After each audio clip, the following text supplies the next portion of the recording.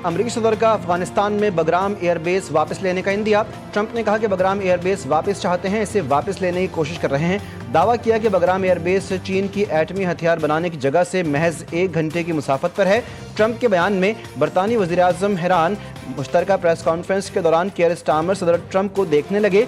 Trump का एक बार फिर पाक भारत जंग रुकवाने का तस्करा, पाक भारत समेत 7 जंगें रुकवाने का क्रेडिट ले लिया।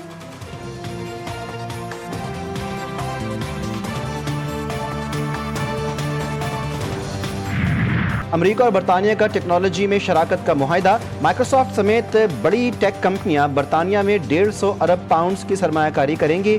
अमरीकी सदर ट्रंप की बरतानवी वज़ीर-ए-आज़म कियर स्टारमर से लंदन में मुलाकात, मुश्तरका उमूर पर तबादला ख्याल। मुश्तरका न्यूज़ कॉन्फ्रेंस में बरतानवी वज़ीर-ए-आज़म कियर स्टारमर ने कहा, हम अमन के लिए मुत्तहिद हैं, हमेशा साथ हैं और रहेंगे। गजा में जंग खत्म होनी चाहिए, यरगमालियों को रिहा किया जाना चाहिए। ट्रंप का कहना था कि हमें 7 अक्टूबर को याद रखना होगा, जो दुनिया की तारीख के बदतरीन और पुरतशद्दुद दिनों में से एक था। ट्रंप ने गजा में फ़लस्तीनियों की मुश्किलात का जिक्र तक नहीं किया। वज़ीर-ए-आज़म शहबाज शरीफ सऊदी अरब से लंदन पहुंच गए। नवाज शरीफ की क़यादत की शहबाज शरीफ बरतानिया के दौरे के बाद अमेरिका जाएंगे। 21 सितंबर को अमेरिका जाएंगे। न्यूयॉर्क में अक़वाम मुत्तहिदा की जनरल असम्बली में शिरकत करेंगे। जनरल असम्बली से वज़ीर-ए-आज़म का खिताब 26 सितंबर को तय है।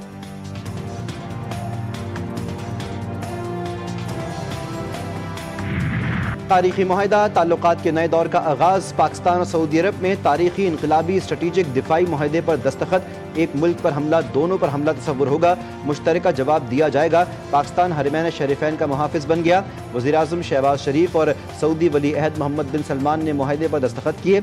मुश्तरका एलामिये में 8 दहाइयों पर मुहित तारीखी शराकत दारी को मज़ीद मुस्तहकम करने के अज़्म का इयादा, दिफाई ताउन के फ़रोग़ और मुश्तरका दिफा को मजबूत बनाने पर इत्तिफ़ाक़। सऊदी आला अहदेदार ने कहा, सऊदी अरब और पाकिस्तान का दिफाई मुआहिदा किसी मखसूस वाक़े का रद्द-ए-अमल नहीं। मुआहिदा सऊदी अरब और पाकिस्तान के दरमियान तवील मुद्दती ताउन का अक्कास है। फील्ड मार्शल आसिम मुनीर का मुआहिदे की कामयाबी में कलीदी किरदार।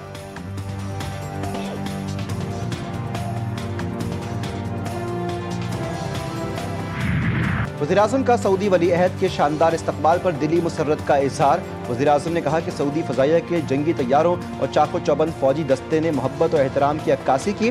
मुलाकात में खित्ते के चैलेंजेस और 2 तरफ़ा ताउन पर तफसीली गुफ्तगू की गई।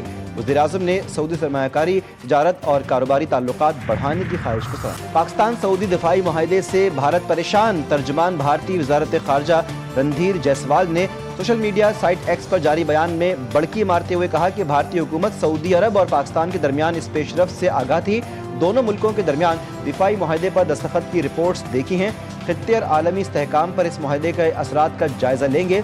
भारतीय अपोजिशन ने पाक सऊदी अरब दिफाई मुआहिदे को पाकिस्तान और फील्ड मार्शल आसिम मुनीर की बड़ी फतह और मोदी सरकार की बदतरीन शिकस्त करार दिया। पंजाब में सैलाब की तबाहकारियां। जलालपुर पीरवाला में सूरत हाल तशवीशनाक। शहर को बचाने के लिए कुछ शरीफ रोड में शिगाफ डाल दिया गया। तेज बहाव के बाइस पानी मोटरवे M5 के टनल से टकरा गया। चिश्तिया में सैलाब से दर्जनों देहात शदीद मुतासिर, घर गिर गए, फसलें सैलाब की नजर हो गईं। कबीरवाला में सैलाब की बेरहम लहरें किसानों के ख्वाब बहा ले गईं। हजारों एकड़ पर फसलें डूब गईं। खानीवाल में दर्जनों बस्तियां सफ़े हस्ती से मिट गईं। मुख्तलिफ हादसात में 119 शहरी जाँ बहक, 4700 से जायद मोदजात, 47,23,000 अफराद मुतासिर हुए। रिलीफ कमिश्नर पंजाब नबील जावेद के मुताबिक सैलाब में फंसे 26,14,000 अफराद को महफूज मुकामात पर मुंतकिल किया गया।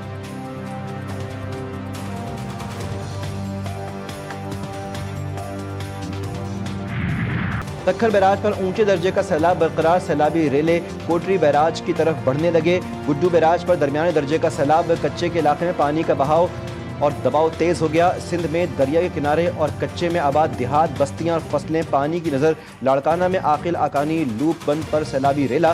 कच्चे के लोगों का इलाका खाली करने से इनकार। मेहड़ में बंदों में कटाव, कई देहात डूब गए। घोटकी में कच्चे के 100 से जायद देहातों का ज़मीनी राब्ता मुनक़ता। दरिया सतलुज में गंडा सिंह वाला के मुकाम पर दरमियाने सुलेमानकी और इस्लाम हेड वर्क्स पर नीचे दर्जे का सैलाब। इंतजामिया अलर्ट, मुतासरा इलाकों में इमदादी सरगर्मियां जारी।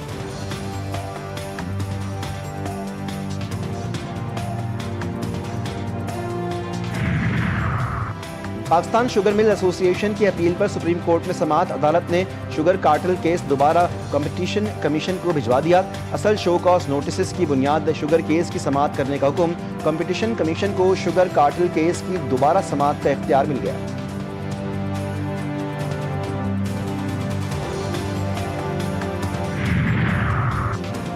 کوشاخانہ 2 کیس کے 2 اہم گواہان کے بیانات سامنے آ گئے۔ گواہان میں بانی پی ٹی آئی کے سابق پرنسپل سیکرٹری انعام اللہ شاہ اور پرائیویٹ اپریزر سہیب عباسی شامل۔ سہیب عباسی کا بلغاری جیولری سیٹ کی قیمت کم لگانے کا اعتراف، کہا کہ انعام اللہ شاہ نے دباؤ ڈال کر بلغاری سیٹ کی 50 لاکھ روپے ویلیو لگانے کے لیے کہا۔ انعام اللہ شاہ کا بھی جیولری سیٹ کی قیمت کم کرنے کے لیے سہیب عباسی پر دباؤ ڈالنے کا اعتراف۔ اسلام آباد ہائی کورٹ میں 190 ملین پاؤنڈ کیس میں پیش رفت، بانی P T I Bushra be be کی سزا معطلی کی درخواستیں 3 ماہ بعد سماعت کے لیے مقرر۔ سزا معطلی کی درخواستوں پر سماعت 25 سپتمبر کو ہوگی۔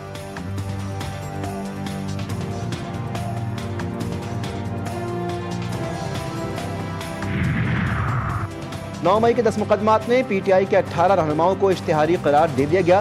اے ٹی سی راولپنڈی نے عمر ایوب، شبلی فراز، احمد چٹھا، کمل شوذب، راشد شفیق سمیت 18 ملزمان کو اشتہاری قرار دیا۔ ملزمان کے اشتہار مختلف تھانوں میں درج مقدمات میں جاری کیے گئے۔ 18 اکتوبر کو رپورٹ طلب۔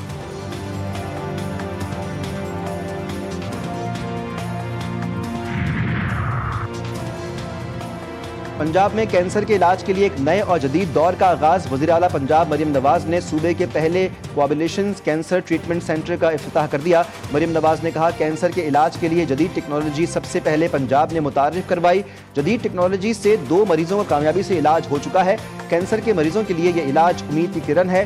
کینسر کے مریضوں کو علاج کی جدید سہولیات کی فراہمی ترجیح ہے۔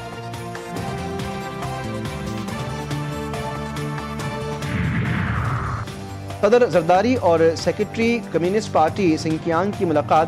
سیکرٹری کمیونسٹ پارٹی سنکیانگ نے زرداری کا خیر مقدم کیا۔ آصف زرداری نے کہا کہ چین کے عوام کی یکجہتی اور سنکیانگ کی ترقی متاثر کن ہے۔ پاکستان اور چین کی دوستی ہر آزمائش پر پوری اتری ہے۔ چین کے ساتھ زراعت، صنعت، نئی ٹیکنالوجی کے شعبوں میں تعاون بڑھائیں گے۔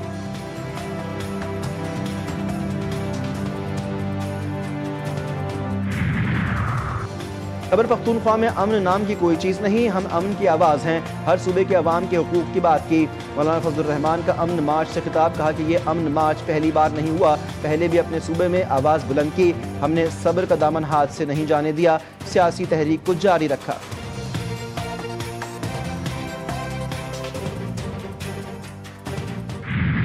غزہ سٹی پر تیسرے دن بھی وحشیانہ حملے، مکانات اور رہائشی عمارتیں ملیامیٹ، 35 فلسطینی شہید۔ صبح سے جاری حملوں میں 42 فلسطینی جان سے گئے، ہزاروں افراد انخلا پر مجبور، شدید بمباری کے باعث لاکھوں افراد پھنس کر رہ گئے۔ حملوں میں سینکڑوں افراد زخمی، شہداء کی مجموعی تعداد 65,200 تک جا پہنچی۔ جھڑپوں میں 4 صہیونی فوجی ہلاک، 8 شدید زخمی۔ غزہ کا محاصرہ توڑنے کے لیے مغارب سمود فلوٹیلا میں شامل 13واں جہاز بھی تیونس سے روانہ۔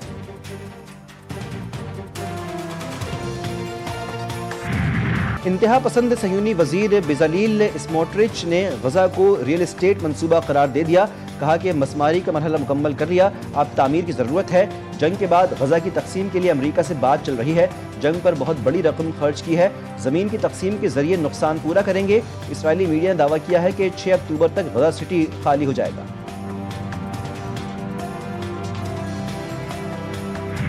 یمن سے اسرائیل پر ڈرون حملہ، ڈرون اسرائیلی شہر ایلات میں ہوٹل کے نزدیک جا گرا۔ اسرائیلی میڈیا کے مطابق حملے میں کسی جانی نقصان کی اطلاع نہیں ملی۔ ایلات میں ہونے والے ڈرون حملے کی فوٹیج سامنے آ گئی، اس میں ڈرون کو ایک عمارت کے قریب گرتے ہوئے دیکھا جا سکتا ہے۔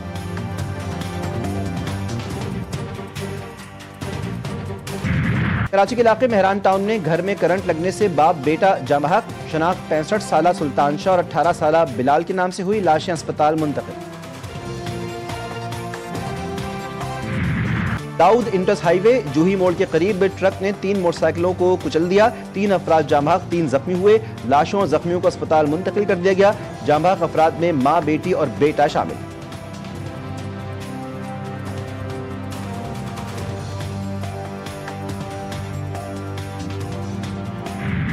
فرانس میں حکومت کی بجٹ پالیسیوں کے خلاف ملک گیر ہڑتال، نظام زندگی مفلوج، لاکھوں افراد دارالحکومت پیرس اور بڑے شہروں کی سڑکوں پر نکل آئے۔ مشتعل مزدوروں نے وزارت خزانہ پر دھاوا بول دیا، جگہ جگہ پولیس سے جھڑپیں، 500 سے زائد مظاہرین گرفتار۔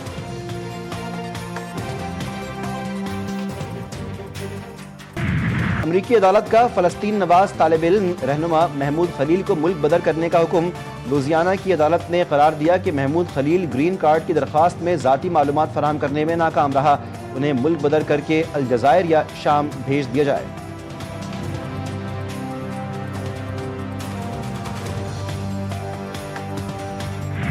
اسرائیل کے قطر پر حملے کے بعد حماس کے سینئر عہدیدار غازی حمد منظر عام پر آ گئے۔ حملے کا آنکھوں دیکھا حال قطری نشریاتی ادارے کو بتایا، کہا کہ ہم میٹنگ میں تھے جس میں مذاکراتی وفد اور کچھ مشیر موجود تھے۔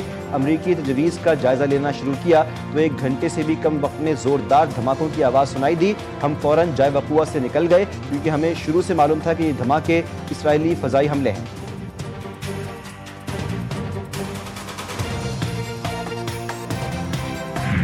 دنیا بھر کے فنکار اور انسانی حقوق کے علمبردار فلسطین کے حق میں آواز اٹھانے لگے۔ لندن کے ویمبلے میں ٹوگیدر فار فلسطین کنسرٹ کا انعقاد۔ دنیا بھر میں لاکھوں افراد نے اس کنسرٹ کو لائیو اسٹریم میں دیکھا۔ معروف شخصیات نے اسرائیلی جارحیت اور عالمی خاموشی پر تنقید کی۔ منتظمین کے مطابق اس کنسرٹ سے جمع ہونے والی تمام رقم غزہ میں انسانی امداد کے لیے دی جائے گی۔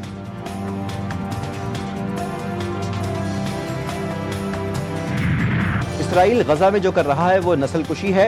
اسرائیلی حکومت کی پالیسیوں کی وجہ سے 20,000 بچے بھوک کا شکار ہیں۔ لندن کے میئر صادق خان بھی اسرائیل کی غزہ میں جارحانہ اور بہیمانہ غیر انسانی کارروائیوں پر بول اٹھے، کہا کہ غزہ میں صحت کا نظام تباہ و برباد ہو گیا۔ یورو ویژن کے بائیکاٹ کی دھمکی کے بعد اسپین کی ایک اور بڑی دھمکی۔ اسرائیل کی شرکت پر اسپین کا فیفا ورلڈ کپ کے بائیکاٹ کا اعلان۔ سوشلسٹ پارٹی کے ترجمان نے پارلیمنٹ میں بیان دیا کہ اسرائیل نے فٹ بال ورلڈ کپ کے لیے کوالیفائی کیا تو اسپین کی قومی ٹیم اس ایونٹ کا بائیکاٹ کرنے پر تیار ہے۔